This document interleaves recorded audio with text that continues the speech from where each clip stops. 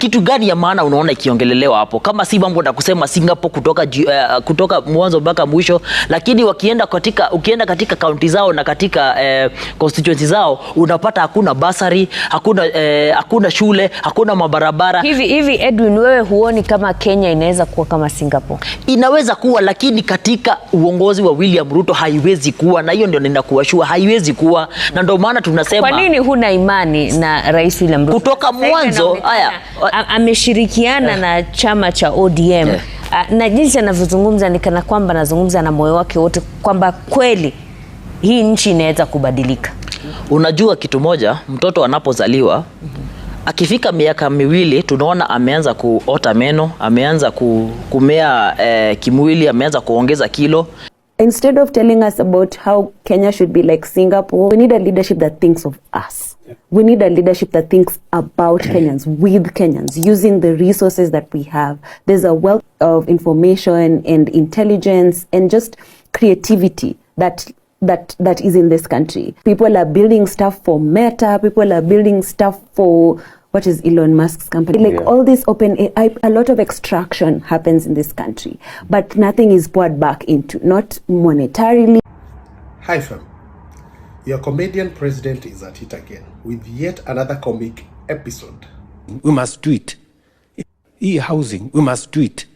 Imagine Singapore was like Kenya 60 years ago. Today in Singapore, 95% of people are homeowners. They are in the first world. In Kenya, it is the opposite. 7 million people are living in slums. We are in the third world. We are going to change this country. Believe you me. Hii inchi tutaibadilisha. We have what it takes as a nation. There is no reason why we cannot catch up with Singapore, Malaysia, South Korea. There is no reason we can catch up with them if we just make the right decisions. And I'm going to go out of my way to make sure we make those decisions. Bruh, stop dreaming. Because while you're busy dreaming of turning Kenya into Singapore, Singaporeans are busy designing their future.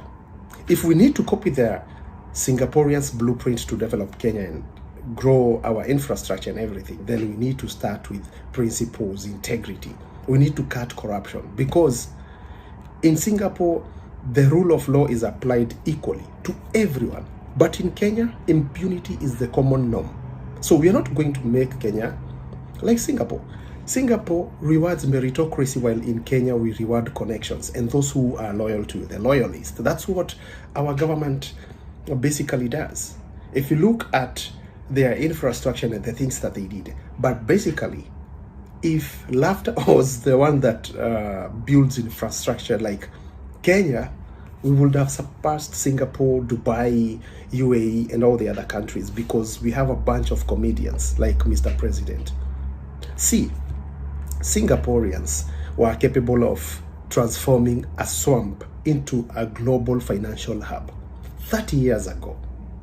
But for us, until today, we are still busy in parliament and the president meetings and cabinet meetings, busy having discussions on how to create task forces, on how to discuss on how to create another task force. That's what we basically does. Creating reports of other reports on reports that we created. We just basically go in cycles of everything. And you still wait for us to have any development. From where is it these developments are going to come from? We are busy fixing potholes while these Singaporeans are designing their future. The president, what he's trying to do is sell the housing project narrative, which is a scam, because he doesn't even have like proper infrastructure, like the people who are supposed to own the houses. Singaporeans did not focus on getting people own houses. They focused on making people's lives manageable, because people can build their own houses. But our president is basically selling us the idea of the government building us houses that we pay for on public land that is owned by public. Then they sell the houses to us. I mean, how is that not a scam? Why are we Mr. President, you said you have a PhD, but we can actually like be able to, you know, to see your game tunaionea 18. So we're not going to be like Singapore, not now, because this is just another promise that came, you know, by 2030 Kenya will be like Dubai, like Minneapolis, like Atlanta, like New York. Mr. President, stop dreaming. That time that you're wasting while you're making these speeches, you could actually use that time to work for Kenyans. You need to be in the, you know, in the field, and or just rather sit in the office and work, because that's how countries are built. But you see, President Lee Kuan Yew, he can proudly look at Singapore right now, the infrastructure, the skyscrapers, and say, 30 years ago we had a plan. But in Kenya, the best thing we can do is to look at a wheelbarrow and say, the politicians had a 30-minute speech, because that's the best thing that we usually do. Talks that amount to nothing. That's it. So, Mr. President, just sell your housing agenda, but don't fool Kenyans that we are going to be like Singapore. Not even in the next 30 years. We cannot. Until principles, integrity, and all that, and the upholding rule of law is actually a thing in Kenya, then only then we can surpass, or rather we can be close to Singapore. But from that, it's just a dream. Amko kakojoe. Mr. President, let's be honest. You're the only one still bringing up tribalism like it's 1990. We're not fighting over tribes. We're struggling with joblessness, high taxes, police violence, and broken promises. Every time we speak up, you throw in tribal lines hoping we'll look the other way. But guess what? We won't. We're Gen Z. We've got receipts, internet, and zero chill for bad leadership. We don't care what tribe you're from. If you're not serving the people, we'll say it loud. Stop using tribalism to cover failure. It's tired. It's weak. Fix the economy. Protect our freedoms. Respect the people. We've moved on. Maybe it's time you did too.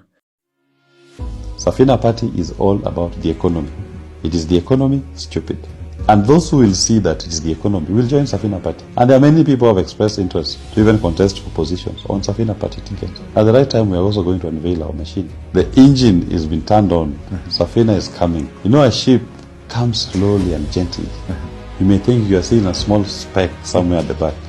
Before you know it, you see a massive ship. That is Safina. Safina Party, the economy. So the act is coming. The act is coming.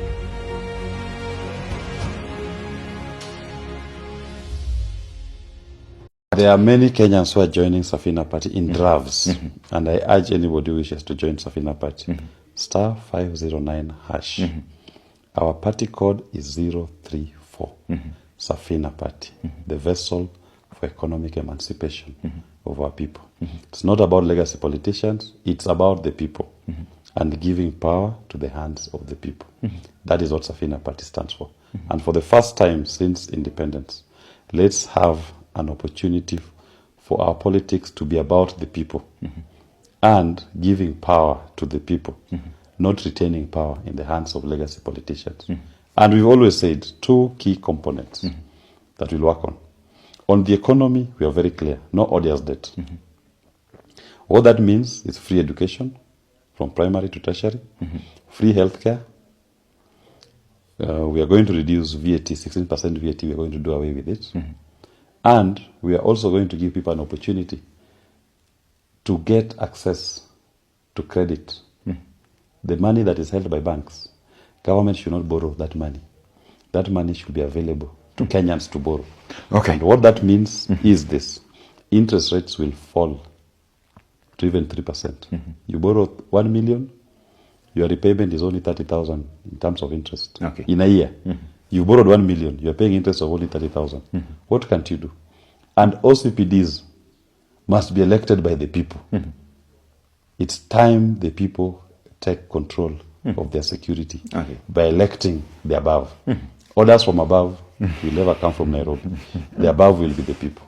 That is Safina. Anybody who believes in that, welcome to the ACK. Well, we wish you all the best. You said it's 18th of September. Yes. Ruto simpigi kura. Amenajisi inchi bila kutumia hata kondom.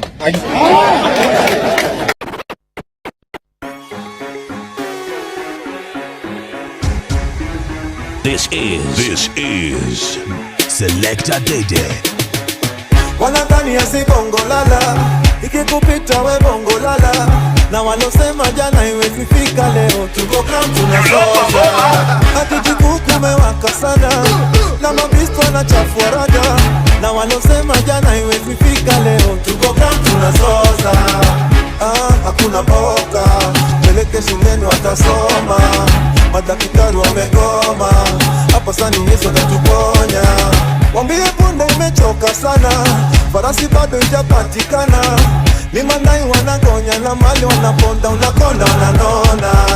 Maandamano, maandamano, maandamano, maandamano, amise maandamano, maandamano, maandamano, Jam down shuffle.